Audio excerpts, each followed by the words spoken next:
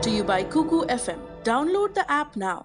Macau चीन के दक्षिणी तट पर बसा एक स्वायत्त इलाका हांगकांग की तरह। दोनों में एक खास अंतर भी है। हांगकांग पर ब्रिटेन का कब्जा हुआ करता था, जबकि मकाओ पर पुर्तगाल का। मकाओ में इंसानों की बसावट का सबसे पुराना निशान 5000 साल पहले का है। 3री शताब्दी ईसा पूर्व से मकाओ चीनी राजवंशों के नियंत्रण में रहा है।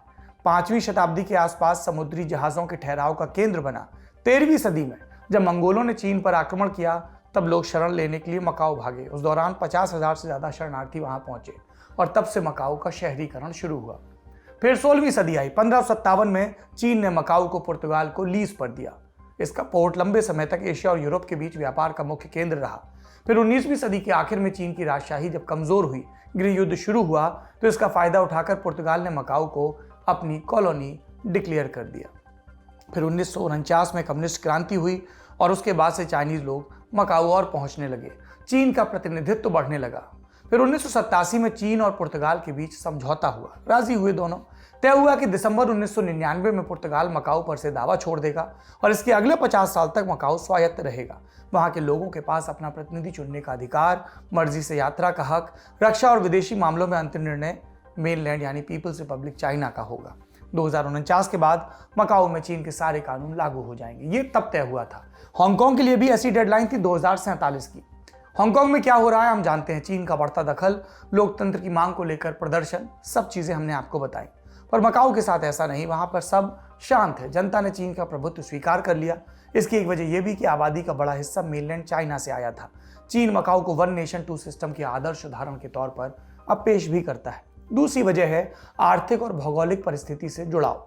मकाओ की आबादी 7 लाख के करीब, क्षेत्रफल कम, प्रति व्यक्ति आय के मामले में मकाओ दुनिया में आगे की कतार में। और इस समृद्धि की एक वजह है वहां का कसीनो बिजनेस। पुर्तगाल के शासन के समय मकाओ में कसीनो बिजनेस का एकाधिकार एक कंपनी के पास था। 2001 में चीन ने उसकी मोनोपोली खत्म कर दी। उसने अलग अलग देशों की कंपनियों को कसीनो खोलने का लाइसेंस दिया और इसके बाद मकाओ में दुनिया की दिग्गज कंपनियों का आगमन हुआ। चीन में गैम्बलिंग को अपराध की श्रेणी में रखा गया है, लेकिन मकाओ में ये लीगल है। वहां जाने के लिए वीजा या परमिट की जरूरत होती है। ये नियम चीन के नागरिकों पर भी लागू है। मकाओ के कैसीनो बिजनेस का फोकस बड़े क्लाइंट्स पर था, जो ज्यादा से ज्यादा खर्च कर सकें। ऐसे ग्राहकों को लाने के लिए उन्होंने कुछ अनुभवी लोग भी चुने, जिन्हें जंकेट ऑपरेटर्स कहा गया। जिम्मा ग्राहक लाने से लेकर घुमाने और पैसा वसूलने तक का। इस फॉर्मूले पर मकाओ का बिजनेस चल निकला और जल्दी इसने लास वेगस को पीछे छोड़ दिया। चीन को भी इससे अरबों खरबों का फायदा होने लगा टैक्स के तौर पर। लेकिन 2020 के साल में कोरोना ने मकाओ के इस बिजनेस को भारी नुकसान पहुंचाया। सितंबर 2021 के बाद स्थिति सामान्य होने लगी, लेकिन फिर नवंबर में कुछ ऐसा हुआ कि आशंका के बादल पहले से गहरे हो गए। क्या हुआ? मकाओ पुलिस ने 29 नवंबर को 11 लोगों को गिरफ्तार किया। कहा कि ये लोग मेनलैंड चाइना में अवैध तरीके से ऑनलाइन कैसीनो बिजनेस चला रहे थे। हमने आपको बताया अब मकाओ में जुआ खेल या खिला सकते हैं, पर चीन में ऐसा करेंगे तो 10 साल की जेल होगी, साथ में जुर्माना भी। छापेदारी के 2 दिनों बाद छापेमारी के पता चला कि गिरफ्तार लोगों में से एक व्यक्ति है एल्विन चाओ। चाओ जंकेट कंपनी सन सिटी ग्रुप का बॉस है। यह सन सिटी ग्रुप वही ग्रुप था जिसने कैसीनो बिजनेस में सबसे ज्यादा पैसा कमाया। एल्विन चाओ 1974 में मकाओ में ही पैदा हुआ था। शुरुआती दौर में कंस्ट्रक्शन सेक्टर में मजदूरी की, फिर माफिया बॉस वॉन कुकी के साथ काम करना शुरू किया।